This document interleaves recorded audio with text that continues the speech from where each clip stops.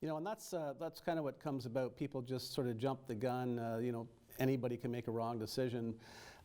These students must be feeling pretty bad right now. Do you have interaction with them, or does your team interact with them? Are these students really aware of what's happened here?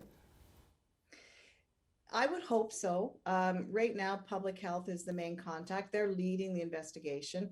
But, students are angry, the public's angry. So I've even had, to me, pictures of some of these students sent to me. So we will get to the bottom of this and we will be doubling down. It's just so unfortunate that such a few, irresponsible people have caused such gravity of a situation. Yeah, and it just shows the seriousness of it. I think younger people thought they were immune to it, didn't have to worry about it. They could quietly gather up, and despite the best efforts, and I think Peterborough Public Health's done a great job, and all of our institutions of learning have obviously made some changes. So it's moving on, water under the bridge. We're all dealing with it, and hopefully we'll come out of it on the other side. But just to talk a bit about the college, and we had you on just when the pandemic started with Leo from Trent University, and you were just kind of getting used to things. What have been some of the major changes at the college that you've had to do in maintaining your teaching and learning, because basically we need these folks to out in our society. I mean, we have skills shortages, even with COVID.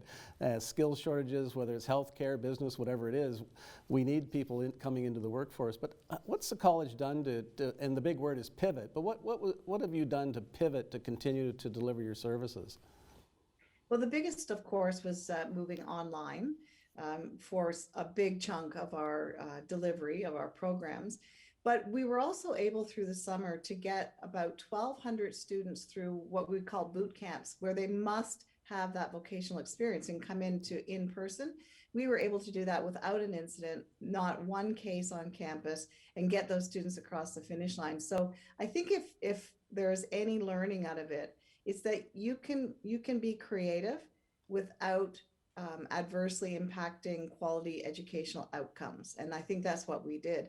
And, some of the things that we did well online, we will continue to do online, and others that you simply can't, we'll continue to do safely. Yeah, and I guess it is those work placements which are so critical to college educations, working with employers or potential future employers. And as long as those workforces are have safeguards in place, that work could go on. But is that something that will continue, or do you have to sort of take a step back and revisit that with this latest incident? Well, as you know, we suspended placements for 2 weeks. Our plan and hope is to open again on Monday, although we are in conversations with Peterborough Public Health. It is the placements themselves that have their own protocols in place. And so our students need to honor those, and they need to comply with those placements.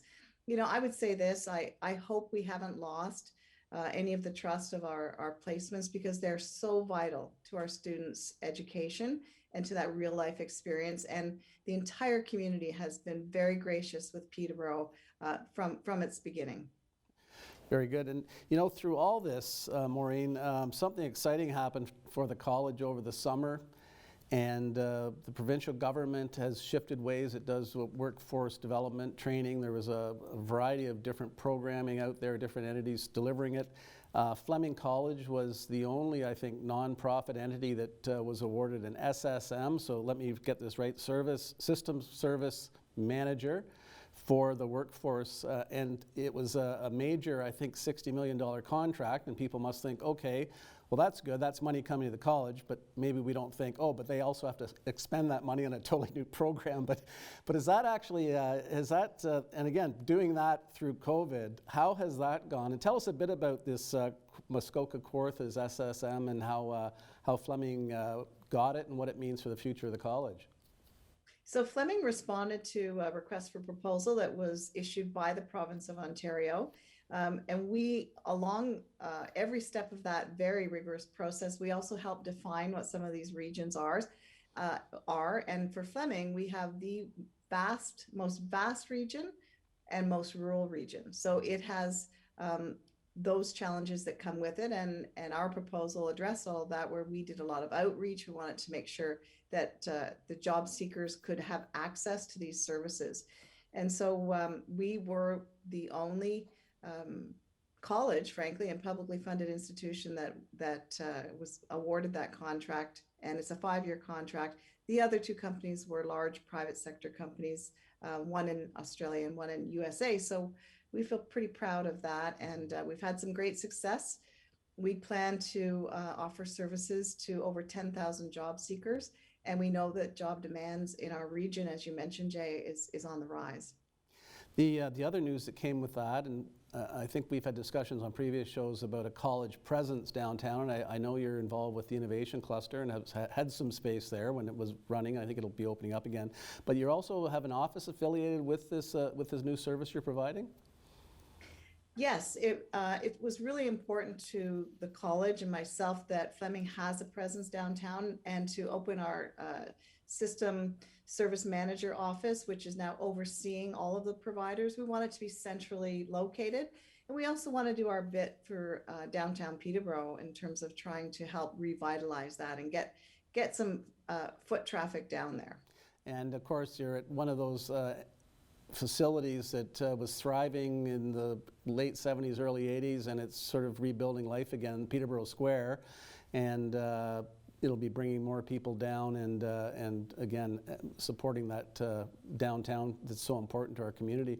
The impact on, you've got Fleming Crew. If anybody drives out Lansdowne Street, they'll see where the old White Rose used to be, or going way back, the High Tops.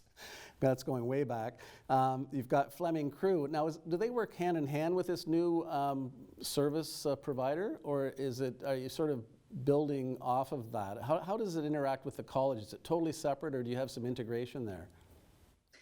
2 things. The service management role that we have literally employs crew now, whereas before the province employed it directly. Right. So we employ crew in that role, as well as many other service providers. So that's our oversight role.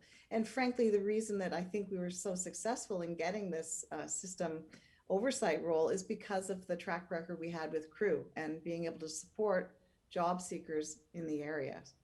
You know, it's kind of, it's really interesting to see, you know, with the change of government, obviously there's different philosophies on who should provide services, and conservative governments like to see the private sector more involved.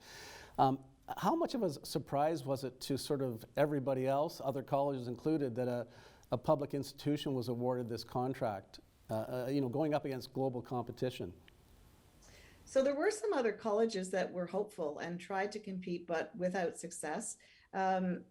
I think it really shows the track record of Fleming College, and I think it shows the trust that the province has in how we deliver our services.